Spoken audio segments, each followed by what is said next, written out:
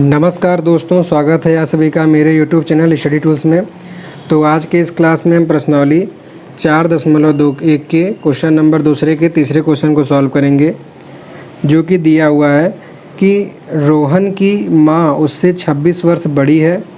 उनकी आयु वर्षों में का गुणनफल अब से 3 वर्ष पश्चात 360 हो जाएगी। हमें रोहन की वर्तमान आयु ज्ञात करनी है।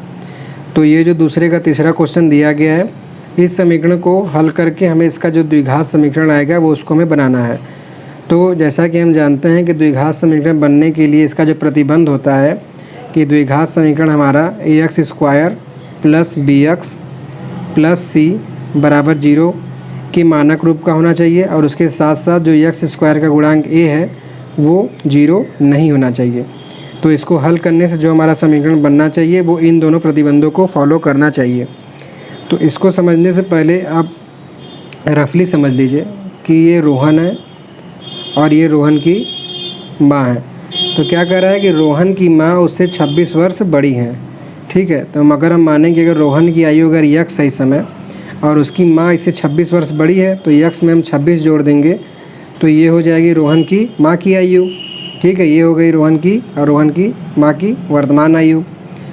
फिर क्या कह रहा है कि उनकी आयु का गुणनफल अब से 3 वर्ष पश्चात, मतलब इस समय जो इनकी आयु है वर्तमान में, इससे 3 वर्ष पश्चात, तो 3 वर्ष पश्चात रोहन की भी आयु 3 साल बढ़ जाएगी और माँ की भी आयु 3 साल बढ़ जाएगी। तो ये हो जाएगा x में 3 जोड़ेंगे तो x + 3 और x + 26 में 3 जोड़ेंगे तो हो जाएगा x + 29। तो 3 वर्ष पश्चात जो इन दोनों की आयु है उसका गुणनफल कर रहा है कि 360 है, मतलब कि रोहन की आयु और इसकी माँ की आयु, जब इन दोनों का हम गुणा कर देंगे तो हमें 360 प्राप्त हो जाएगा। तो इस तरीके से हमारा यही इक्वेशन बनेगा सॉल्व करके। आशा करता हूँ कि आप समझ गए होंगे। मैं इसको लिख के बता देता हूँ। तो हमने पहले माना किसका है, रोहन की आयु। तो हमने माना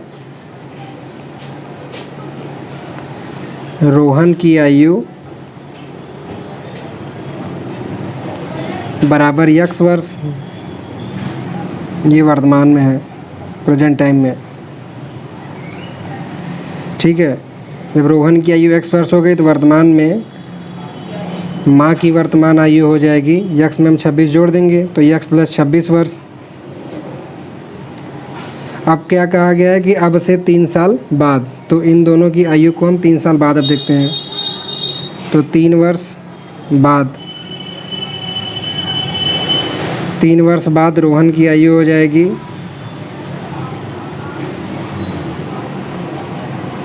बराबर x + 3 वर्ष, और माँ की आयु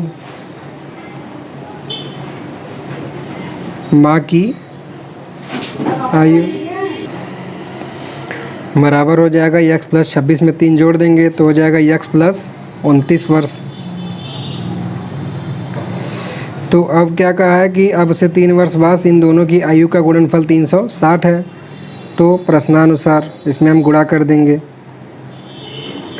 मतलब कि x + 3 और x + 29, इन दोनों का जब हम गुणा करेंगे तो हमें मिलेगा 360।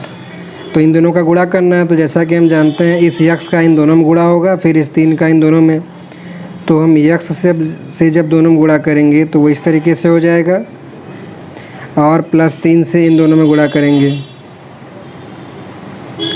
बराबर हो जाएगा 360 के।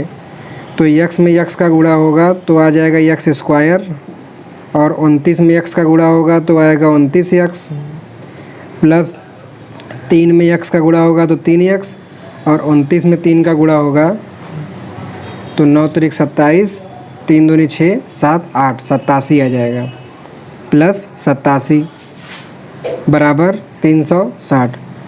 अब यहाँ हो गया x² और 29x में 3x जोड़ देंगे तो 29 × 1 = 32, 32x + 87, 360 इधर आके माइनस हो जाएगा बराबर 0। तो ये हो जाएगा x² + 32x, 360 माइनस में है, 87 प्लस में, तो 360 में से 87 घट जाएगा, 10 में से 7 जाएगा, बचेगा 3, और 15 हो जाएगा, 15 में से 8 गया बचेगा 7 और ये 273 हो जाएगा। तो माइनस का 273 और यही इस सवाल का द्विघात समीकरण रूप हो जाएगा। अब इसका चाहे तो हम तुलना कर सकते हैं।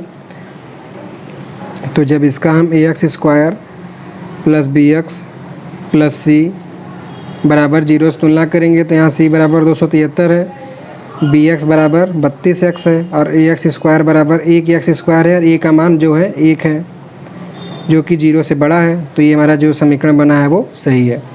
अब मैं आपको बता देता हूँ कि इसको कैसे आपको नोट करना है। तो जैसा कि हमने माना था कि रोहन की जो वर्तमान आयु है वो x वर्ष है और माँ की वर्तमान आयु रोहन की आयु से 26 वर्ष अधिक है, तो इसलिए x प्लस 26 वर्ष हो जाएगा। उसके बाद अब से 3 साल बाद की आयु दिया गया है, तो अब से 3 साल बाद मतलब कि x में हम 3 जोड़ देंगे तो रोहन की आयु हो जाएगी x प्लस 3 और माँ की आयु जो कि x प्लस 26 है वर्तमान में, इसमें 3 जोड़ेंगे तो x प्लस 29 हो जाएगी। फिर कहा गया है कि इन दोनों का गुणनफल जो है वो 360 के बराबर है, तो हमने दोनों की 3 साल बाद की आयु का गुणा कर दिया और 360 के बराबर कर दिया। फिर x से हमने x प्लस 29 में गुणा किया और 3 से x प्लस 29 में गुणा किया। तो जब हम x से x प्लस 29 में गुणा करेंगे तो x में x का गुणा होकर x² प्लस 29x प्लस 3 में x का गुणा होकर 3x और 3 में 29 का गुणा होकर 87 बराबर 360 हो जाएगा। तो यहाँ से x² प्लस 29 और 3x जुड़ के हो जाएगा 32x और 360 को इधर ले आएंगे तो माइनस में हो जाएगा। तो माइनस 360 में से हम 87 जोड़ देंगे, मतलब घट के आ जाएगा माइनस 273 और इस तरीके से हमारा ये क्वेश्चन भी सॉल्व हो जाता है। तो फ्रेंड्स, अब आपके सामने इस क्वेश्चन का सॉल्व दिखाया जा रहा है, जिसे देख के आप इसे स्टेप बाय स्टेप अपने कॉपी में कैसे नोट करना है उसको नोट कर सकते हैं। उसके साथ ही अगर आपको बताया गया सवाल समझ में आया हो तो प्लीज़ वीडियो को लाइक कीजिएगा और कमेंट करना नहीं भूलिएगा। अगर आपको वीडियो अच्छी लगी हो तब भी कमेंट करिएगा और बताया गया सवाल में या किसी प्रकार की कोई कमी रह गई हो तो उसको भी हमें सुधार करने के लिए प्लीज़ अपने कीमती सुझाव से ज़रूर बताइएगा।